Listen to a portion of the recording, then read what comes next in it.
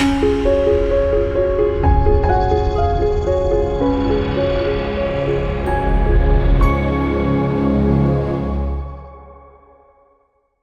everybody, Donna Salazar here for Gel Press. Today I have a video showing you how to print on my very favorite material, denim. I used the Amsterdam transparent gesso and I prepared the denim first and then I printed on it, and then I made some really fun projects that are very heart themed and Valentine's-y. So I hope that you enjoy it, and here's the video. The Amsterdam clear gesso was really easy to put on. It went on really nicely and it dried really fast. I'm adding some Royal Talens Art Creation acrylic paint to the plate. And I'm using the Carabelle Studio art mask called Indian Mandala.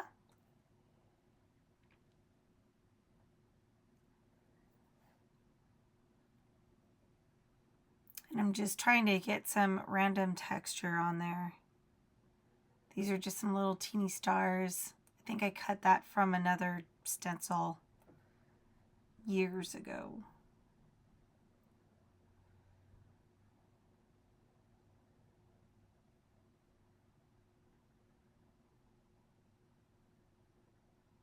And honestly, I should not have kept going. I really liked the stars, but then I started to lose the mandala. But then I had already lost it, so I just kept going.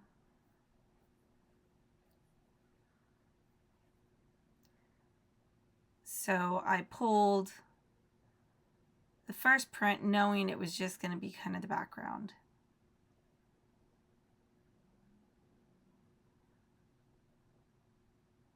And now I'm going to try and get a more intense print.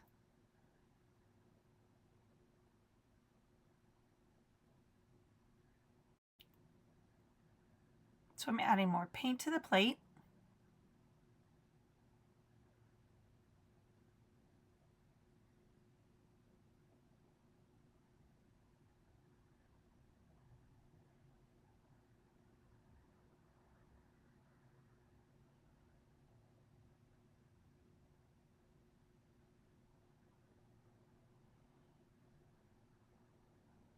And I'm trying to take off some of the paint to try to get a more defined outline.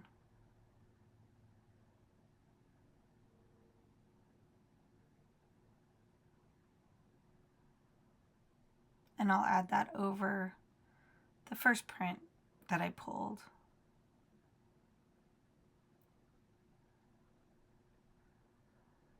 And obviously this is with the gesso side down. And I loved the image that was still on the plate, so I grabbed a piece of paper to pull the rest of that up because I knew it was going to have that denim texture in the print as well as the images from the art masks. And you can kind of see it right in the center, the denim texture. So now I'm using the Petite Heart plate and more of the Royal Talens acrylic paint. And I'm just using random stencils and just getting different patterns and just kind of filling up the background.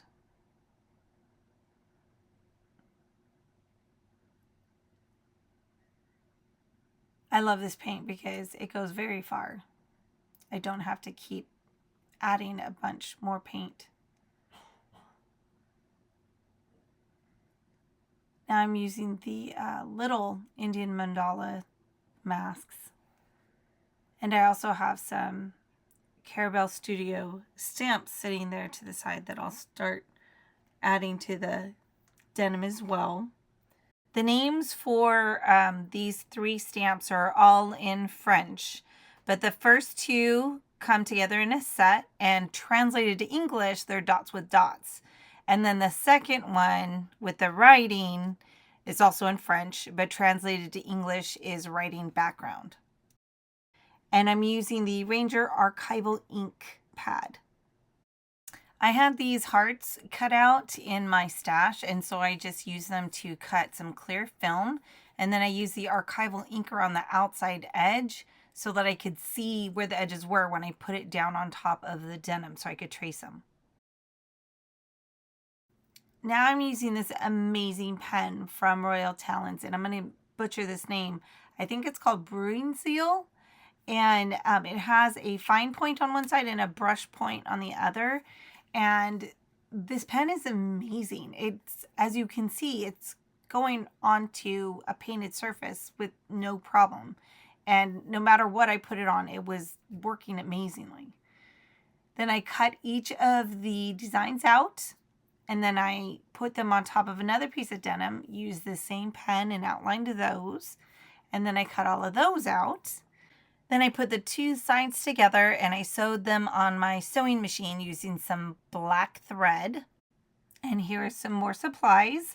I've got cotton balls and wine corks and skewers. And I am using the skewers to push the cotton balls through the opening on the bottom to make it puffy. And after I filled all of them, then I got some 3D Zots.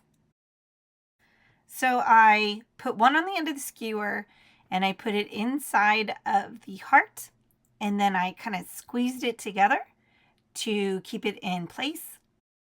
And then I'm also going to add several more on the bottom of the skewer. If you follow me on social media, you know that I love wine. I'm a level 1 sommelier, and we have wine corks coming out of our ears. We have 3 different containers for them, and they were all overflowing. So I went through and I picked the corks of all my favorite wines so that I can use them for this project. And so now I'm going to pick 4 different corks that are about the same size, and they're all from red wine, so the tops all kind of match. And just want to make sure that they're all flat on the bottom so that they're not going to tip over. Then I just stuck the skewer down in the middle and squeezed all of the corks together. And that's how I'm going to make it stand upright. Then I took some seam binding and tied it around the bottom to kind of give it some more sturdiness. And I used that same amazing pen to give it the illusion that I had finished the stitching all the way to the bottom. And this is what it looks like on my mantle. I think they came out really cute. Thanks so much for joining me. I'll see you again next time.